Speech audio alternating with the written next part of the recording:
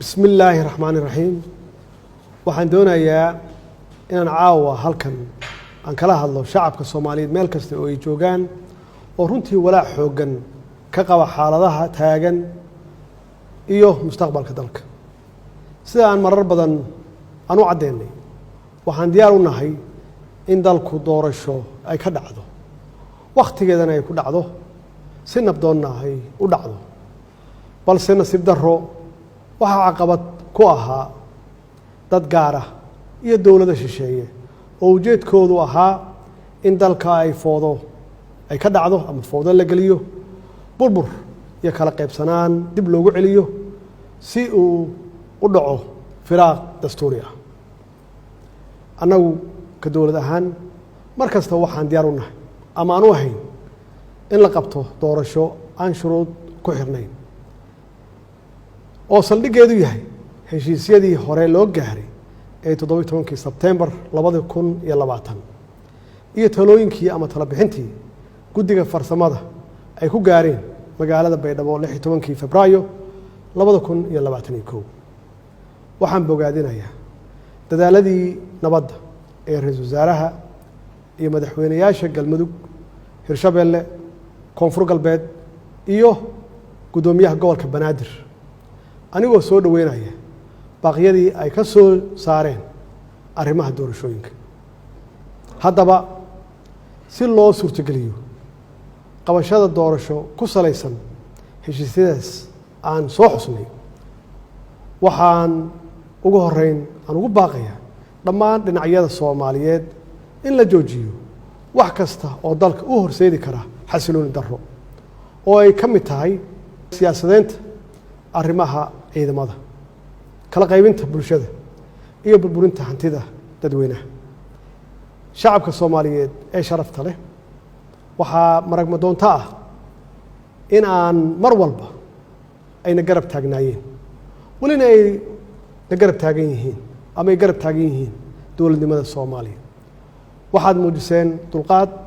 waxaad muujiseen bisayl iyo dal jacayl waxaa markii la i doortay aad u soo baxdeen ama aad ka soo baxdeen guryihiinna si aad guushaasi taariikhiga ah aad u garab istaagtaan ama aad qayb uga noqotaan waxaad mudan tihiin in dawladdiinu ay sii xoojiso dareenkiina wadannimo ee aad muujiseen run ahaantii marnaba dhici mayso in shacabka Soomaaliyeed loo horseedo burbur iyo qax hor leh sidaas darteed waxaan ugu baaqaynaa ama aan ugu baaqayaa dhinacyada abaabulaya xasilooni darrada oo ay ka mid yihiin siyaasiyiin shalay xilal dalka u soo hayay maantana doonaya inay xilkaas iyo mid la mid ah ay qabtaan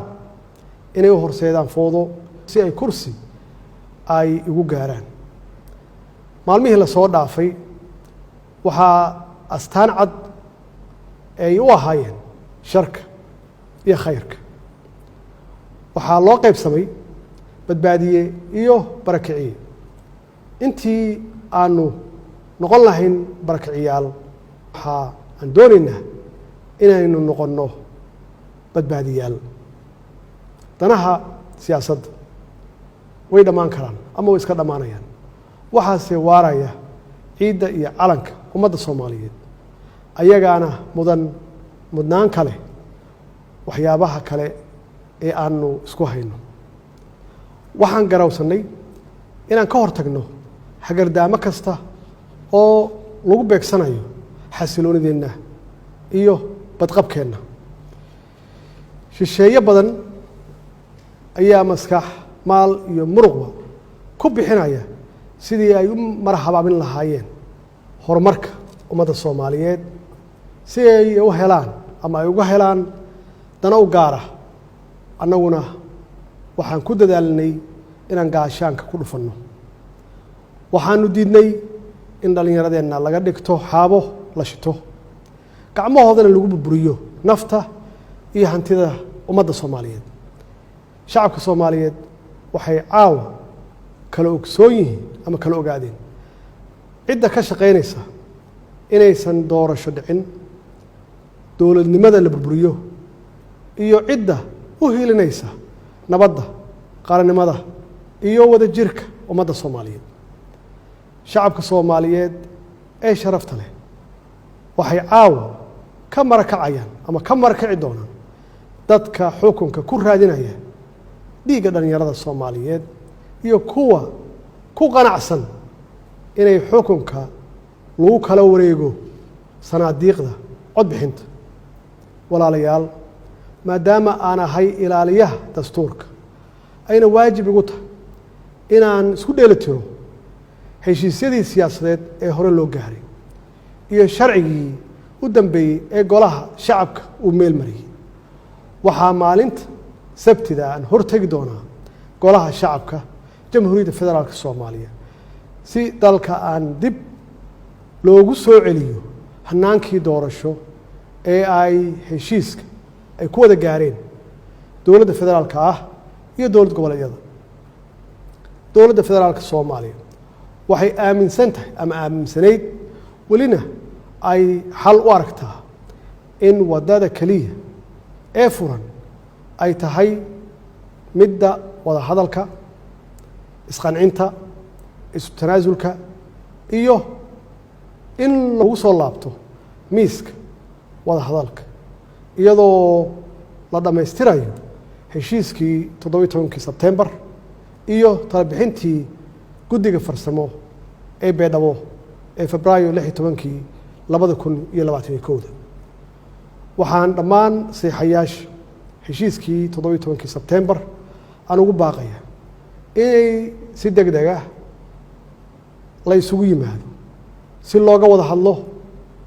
hirgelinta heshiiskaas kadibna loo wada saxiixo iyadoo aanan wax shuruud ah aan lagu xirin ugu dambeyntii waxaan farayaa hay-adaha amniga inay ilaaliyaan xasiloonida caasimadda iyo badqabka shacabka Soomaaliyeed lagana fogaado wax kasta oo dhalin kara khalkhal amni shacabka Soomaaliyeedna ay arrintaasi ku garab siiyaan ciidankooda qalabka sida oo habeen iyo maalin u taagan badbaadadooda wassalaamu calaykum waraxmatullaahi wabarakaatuh